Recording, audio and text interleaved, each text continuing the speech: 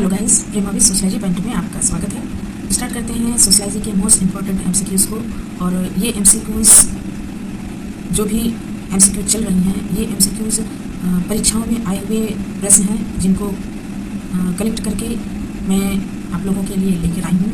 बहुत ही important MCQs हैं। तो चलिए स्टार्ट करते हैं। स्टार्ट करने से पहले चैनल को सब्सक्राइब कर दें, लाइक शेयर कर दें।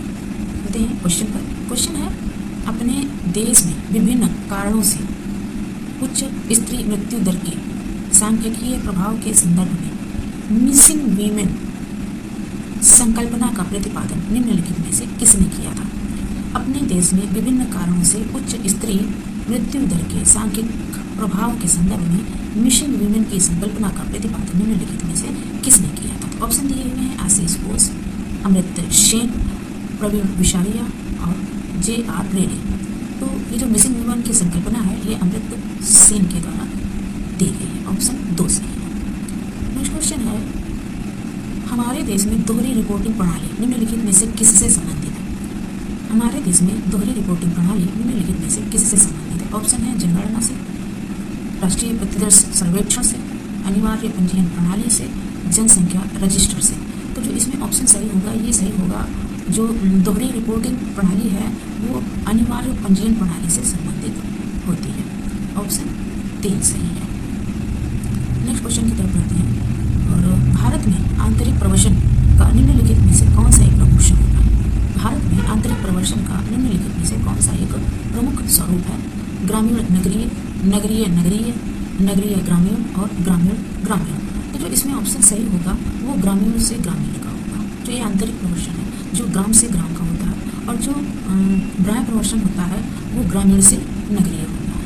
तो ऑप्शन 4 सही है। नेक्स्ट क्वेश्चन की तरफ बढ़ते हैं। भारत में किस वर्ष जनन और बाल स्वास्थ्य उपागम पहली बार अपनाया गया था? भारत में किस वर्ष जनन और बाल स्वास्थ्य उपागम पहली बार अपनाया गया था? 1995 में या 2000 में या फिर 1990 में या 2005 में? तो जनन और बाल स्वास्थ्य उपागम 1995 में पहली बार अपनाया गया। ऑप्शन 1 सही है। नेक्स्ट क्वेश्चन है कि माल्थीसियन नियंत्रण को अन्यथा कहा जाता है। माल्थीसियन नियंत्रण को अन्यथा कहा जाता है तो इसलिए कहा जाता है निवारणात्मक नियंत्रण के लिए, सकारात्मक नियंत्रण के लिए, परिवार नियोजन से आगे और विकास सर्वोत्तम गर्भ निरोधक है। तो जो इसमें ऑप्शन सही होगा वो ऑप्शन सही होगा 2, कि विकास सर्वोत्तम गर्भ निरोधक है। ये तो उन्होंने कथन दिया था माल्थीसियन, किंतु जो माल्थीसियन नियंत्रण को अन्यथा कहा जाता है तो ये है सकारात्मक नियंत्रण। नेक्स्ट क्वेश्चन की तरफ बढ़ते हैं।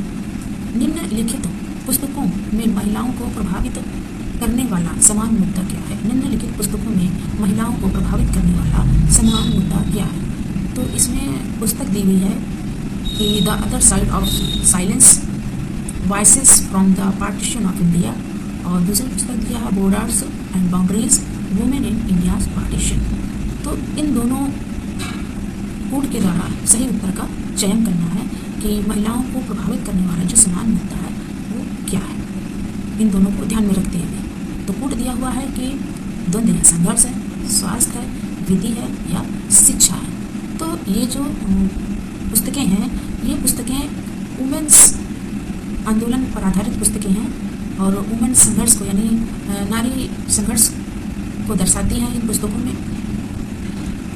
तो ये द्वंद्व और संघर्ष से संबंधित है। नेक्स्ट है कि narratives from the women studies family, narratives from the women studies family creative knowledge नामक पुस्तक किसके बारे में है? तो ये किसके बारे में है? पंचायती राज संस्थाओं के बारे में है, या महिलाओं के विरुद्ध हिंसा के बारे में है, या महिलाएं और स्वास्थ्य मुद्दे के विषय में है, या महिला अध्ययन केंद्र के विषय में है? तो जो ये पुस्तक है ये महिलाओं के अध्ययन से संबंधित पुस्तक है, वुमेन स्टडीज फैमिली। तो ये महिला अध्ययन केंद्र से संबंधित पुस्तक है। ऑप्शन 4 सही है इसका। नेक्स्ट क्वेश्चन चलते हैं कि द हिस्ट्री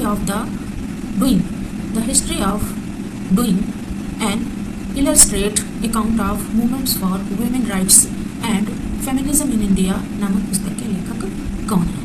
तो ये पुस्तक किसके द्वारा दी गई है? राधा कुमार के द्वारा या मधु किशोर के द्वारा कालिया कपाड़िया के द्वारा या मैरी जैन के द्वारा। तो ये पुस्तक राधा कुमार के द्वारा लिखित पुस्तक है।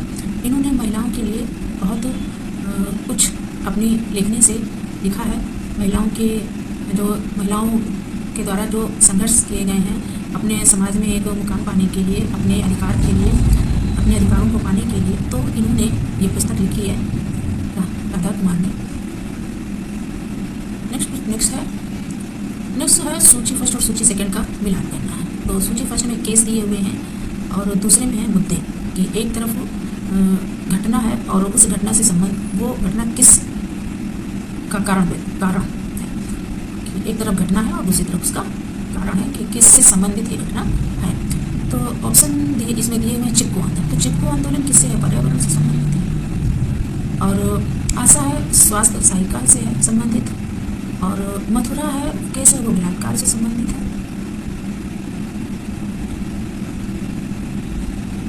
तो इस तरीके से इसका ऑप्शन सही होना चाहिए। ए का तीसरा और बी का पहला शाहबानो केस, हाँ, और सी का चौथा और डी का दूसरा। तो इस तरीके से इसका जो ऑप्शन सही है होना चाहिए। तो इसमें ऑप्शन ए का तीसरा और बी का पहला, तीसरा ऑप्शन सही है। फिर नेक्स्ट क्वेश्चन है कि इसमें भी सूची फर्स्ट और सूची सेकंड का मिलान करना है। एक तरफ लेखक दिए हुए हैं और दूसरी तरफ मुद्दे हैं कि इनके द्वारा इन मुद्दों पर अपने अपने विचार दिए गए हैं इनके द्वारा और इन्होंने इनके लिए अपने कार्य भी किए हैं। तो ऑप्शन में फ्लेविया इग्निस संबंधित हैं विधि से।